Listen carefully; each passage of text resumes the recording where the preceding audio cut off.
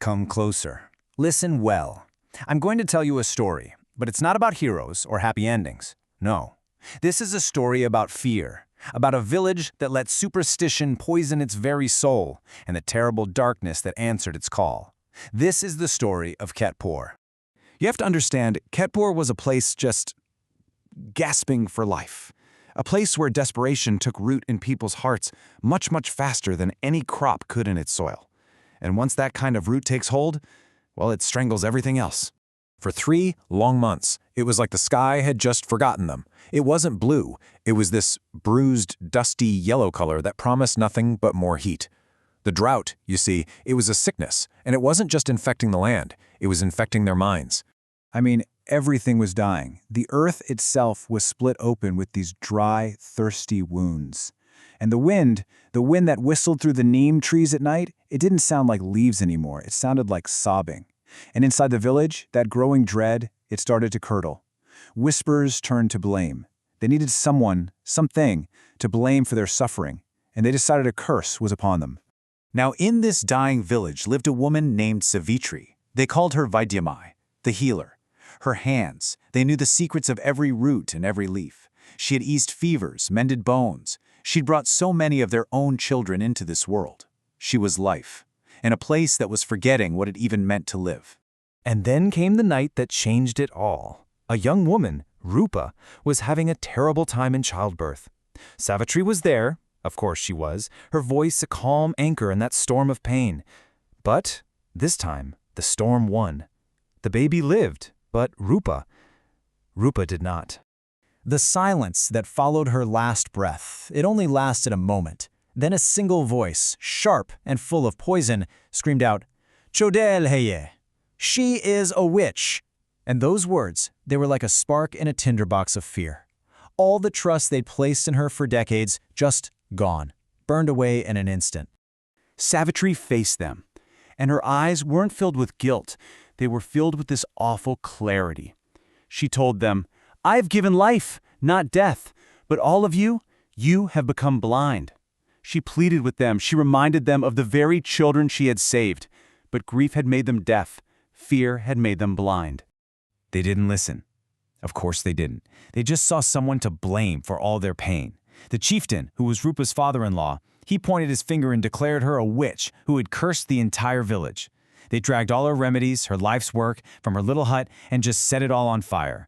And as the smoke of her healing herbs choked the air, they cast her out, forced her to walk into the blackness of the forest alone.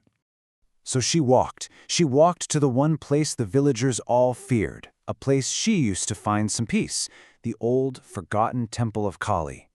It was nothing but a ruin, all dust and spiders. But that night, it became something else.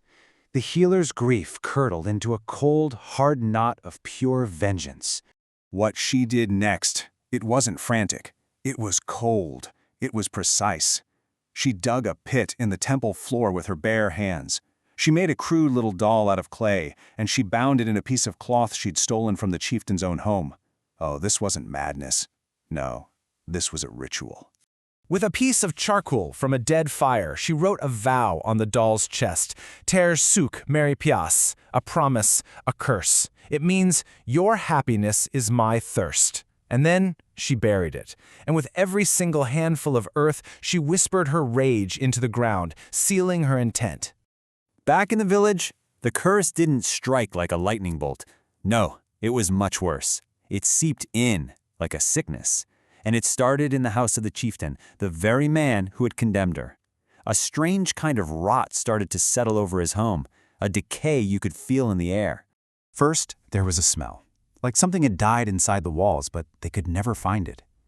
Then, his livestock were found covered in these weeping sores. His fields, which were once just dry, now looked poisoned. The plants were just shriveling into black husks. And then, the curse found its real target, his wife, Lata. It was not a natural illness. Her hair started falling out in these thick black threads. Strange, coin-shaped bruises appeared on her skin, cold as stone. And at night, she would scream. But the voice that came from her throat, it wasn't hers. The chieftain was desperate. He summoned the village pandit. The old priest, He took one look at the house, one look at Lata, and he knew. This wasn't a sickness. This was black magic. He told the chieftain a shadow had been anchored to his family, buried somewhere in the dark soil of that old Kali temple. It had to be found, and it had to be destroyed. So they went. The chieftain and his men, with torches and shovels, marching into the same forest that had swallowed Savitri. They were going to destroy the evil she'd unleashed. But here's the thing. What happens when you try to kill a curse? You don't kill it. You just set it free. They said the ground beneath the temple felt wrong, like they were digging into flesh. And then they found it. A small clay doll wrapped in Lotta's old scarf. And around its neck was a single, tight, black thread. On its chest, they could just barely make out the words of the curse. The chieftain, in a fit of rage, he grabbed the doll, ready to smash it to pieces. But as he did, that little black thread around its neck, it snapped. And in that exact moment, the wind just stopped. The torches went out, plunging them into total darkness.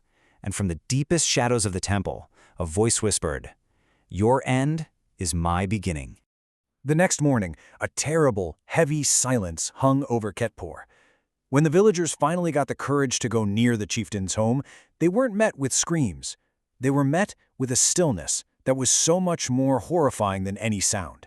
Lotta was dead in her bed, on her throat a dark, charred mark, like she'd been burned from the inside out.